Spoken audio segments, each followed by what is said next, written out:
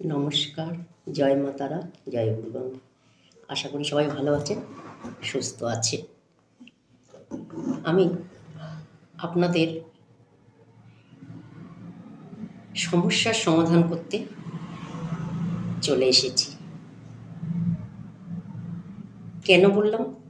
প্রচুর মানুষ কিন্তু ফোন করে সমস্যার কথা বলে, সেই কারণে আপনাদের সমস্যা সমাধান করতে এসেছি বললাম। আপনারা প্রচুর মানুষ সমস্যায় আছেন, আমি জানি। সবাইকে তো একেবারে সমস্যার থেকে আমি বের করতে পারবো না, বা একদিনে সমস্যায় বের করতে পারবো না আমি। যদি আপনারা প্রোগ্রামগুলো দেখেন, সেই ক্ষেত্রে সিরিয়াল বাই সিরিয়াল প্রতিদিন যদি দেখেন, তাহলে কিন্তু প্রত্যেকটা সমস্যার থেকেই বেরোতে পারবেন। কারণ একদিনে তো আমি সব সমস্যা আপনাদের কাছে তুলে ধরতে পারবো না, এতটা সময় হয় না, একদিনে সব তুলে ধরা সম্ভব না, কোনো মানুষের ক্ষেত্রেই সম্ভব না। সেই ক্ষেত্রে প্রতিদিন যদি দেখেন, প্রতিদিন একটা একটা করে সমস্যার থেকে কিন্তু বেরিয়ে আসতে পারবেন। সেই কারণে কিন্তু প্রতিদিন আপনাদের সামনে আমি চলে আসি, এবং আপনাদের সামনে কিন্তু আমি নতুন নতুন সমস্যার সমাধান করার জন্য কিন্তু আমি ভিডিওগুলো নিয়ে আসি, এই কারণে। আচ্ছা, আজকে আমি বলবো যে স্বামী স্ত্রী কোথায় আপনাদের ঘুমানোর খাটটা পাতবেন। বিশাল একটা ভাইটাল, একটা ইম্পর্টেন্ট জায়গা, যেটা অনেকেই জানেন না। অ্যাকচুয়ালি স্বামী স্ত্রীর খাটটা কোথায় পাততে হয় বা কীভাবে পাততে হয়, ঠিক জায়গায় পাতা না থাকলে কী সমস্যা আসবে, সেটা পুরোটাই বলবো। তার আগে বলবো আমার চ্যানেলটি সাবস্ক্রাইব করবেন, তাহলে কিন্তু আপনাদের সমস্যার সমাধানগুলো কিন্তু আপনারা প্রতিদিন পেয়ে যাবেন, যেখান থেকে আপনারা বেরোতে পারবেন বা সমাধান খুঁজে পাবেন। সেটার জন্য কারোর কাছে যেতে হবে না, আপনারা কিন্তু নিজেরাই নিজেদের ঘরে বসে কিন্তু সমস্যার সমাধান করে নিতে পারবেন, অতি সহজেই পারবেন। সেটার সমস্যার সমাধান পেতে গেলে কী করতে হবে? আমাকে চ্যানেলটি সাবস্ক্রাইব করতে হবে, বেল আইকনটা বাজাতে হবে। সাবস্ক্রাইব করে যদি বেল আইকনটা বাজান, তাহলে কিন্তু আমি প্রতিদিন আপনাদের যে ভিডিওগুলো দেব, সেগুলো কিন্তু আপনাদের কাছে পৌঁছাবে। যদি চ্যানেলে যদি সাবস্ক্রাইব আর বেল আইকনটা না বাজান, তাহলে কিন্তু পৌঁছবে না আপনাদের কাছে, ঠিক আছে? আর কতদিনই বা সমস্যা নিয়ে বসে থাকবেন? আমি চাই আপনারা খুব স্বল্প সময়ের মধ্যে আপনারা যে যত রকম সমস্যা আছে সেখান থেকে যাতে বেরিয়ে আসতে পারেন, আমি এইটাই চাই। আর কিছু চাই না আপনাদের কাছে, আপনারা শুধু সমস্যার থেকে বেরিয়ে আসুন, এটাই আমি চাই। যাই হোক, চ্যানেলটি সাবস্ক্রাইব করবেন। এবার আসল কথায় আসি। স্বামী স্ত্রীর যাদের ঘরে খুব অশান্তি আছে, দেখবেন যাদের স্বামী স্ত্রীর মধ্যে তৃতীয় ব্যক্তি ঢুকে গেছে, স্বামী স্ত্রীর ঘরে কোনো দিনও শান্তি পাচ্ছেন না। হয়তো অন্য বাড়িতে ছিলেন, সেখানে খুব শান্তিতে ছিলেন, এখানে সে শান্তি পাচ্ছেন না। তারপর তৃতীয় ব্যক্তিকে নিয়ে সব সময় পরিবারে একটা ঝামেলা, মানুষের মধ্যে একটা সন্দেহ ঢুকে যায়।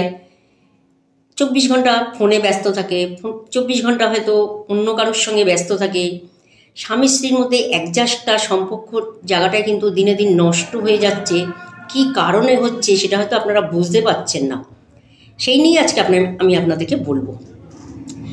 প্রথম কারণ হচ্ছে, আপনার যদি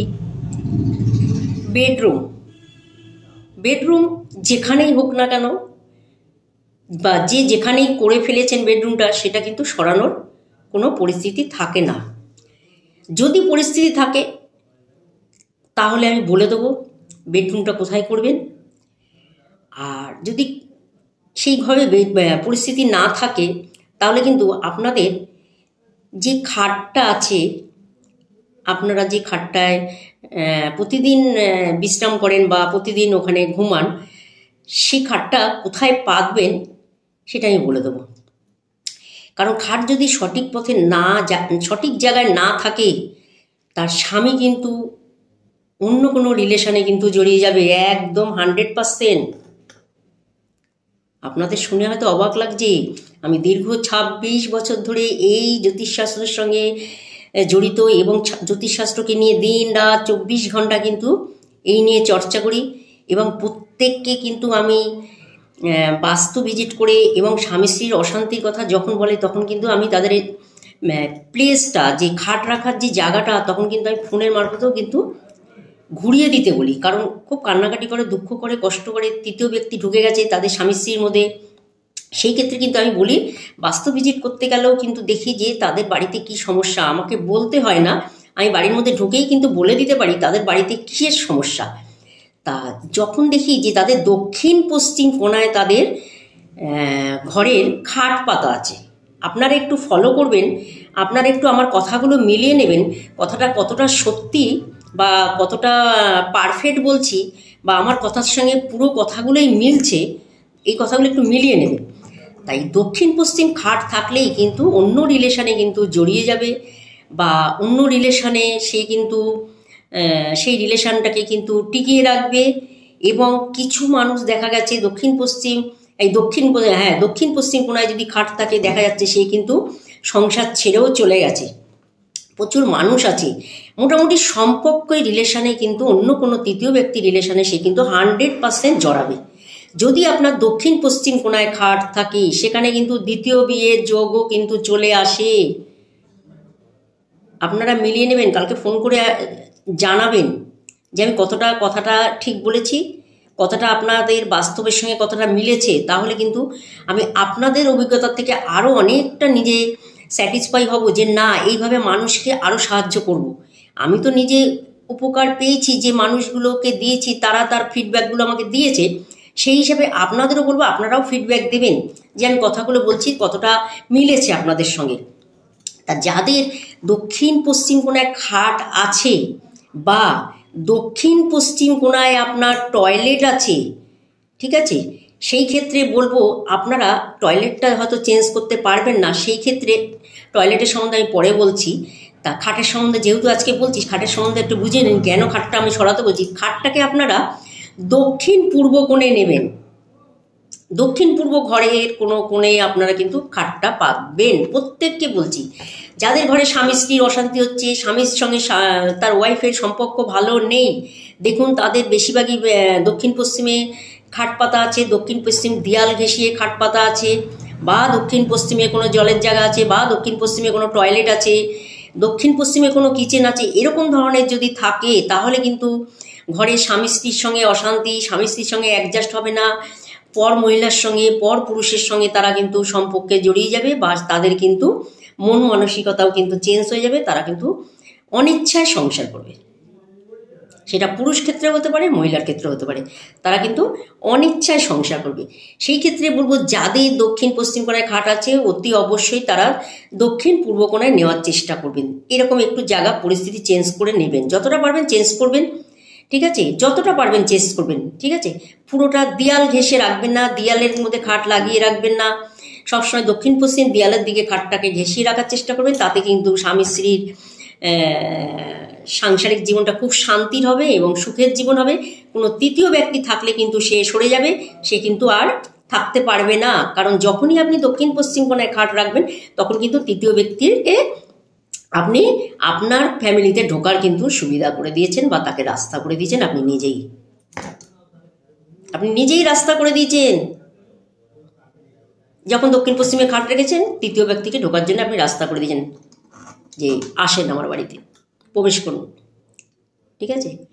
তা যাই হোক, এটা খুব দুঃখজনক কথা, হয়তো আমি সেইভাবে বলিনি, হয়তো অন্যভাবে বললাম। যাই হোক, যত তাড়াতাড়ি পারবেন খাটটাকে চেঞ্জ করুন, চেঞ্জ করে দক্ষিণ পশ্চিম কোণায়, দক্ষিণ পূর্ব কোণায় রাখুন, বা আপনি যদি পশ্চিম ঘেঁষিয়ে রাখেন তবুও অসুবিধা নেই, বা আপনি যদি পূব দিকে রাখেন তাতেও অসুবিধা নেই, উত্তর দিকে রাখলে তাতেও অসুবিধা নেই। কিন্তু রিকোয়েস্ট আপনাদের কাছে, দক্ষিণ পশ্চিম কোণায় কেউ কখনো খাট রাখবেন না, আপনাদের কাছে বলছি। দরকার হয় মাটিতে বিছনা করে নেবেন, মাটিতে মোটা করে বিছনা করে নেবেন, দরকার হয় তবু ভালো, ওই খাটে কেউ শোবেন না। দক্ষিণ পশ্চিমে যাদের খাট আছে, যাদের সরানোর পরিস্থিতি নেই, তাদেরকে বলবো ওই খাটটাকে বাদ দিন, ওই খাটে ঘুমানোটা বন্ধ করুন, পুরো ওই খাটে কেউ ঘুমাবেন না।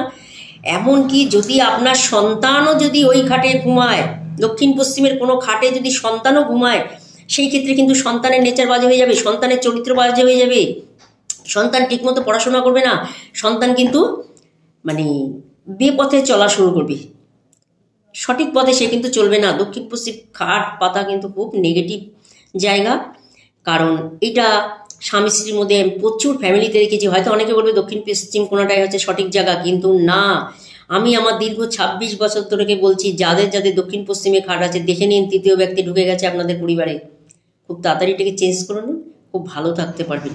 সবাই যখন ভালো রয়েছে আপনিও ভালো থাকতে পারবেন, অবশ্যই ভালো থাকতে পারবেন। কোনো তৃতীয় ব্যক্তি আপনাদের ফ্যামিলিতে ঢুকবে না, অবশ্যই ভালো থাকতে পারবেন। নমস্কার, ভালো থাকবেন।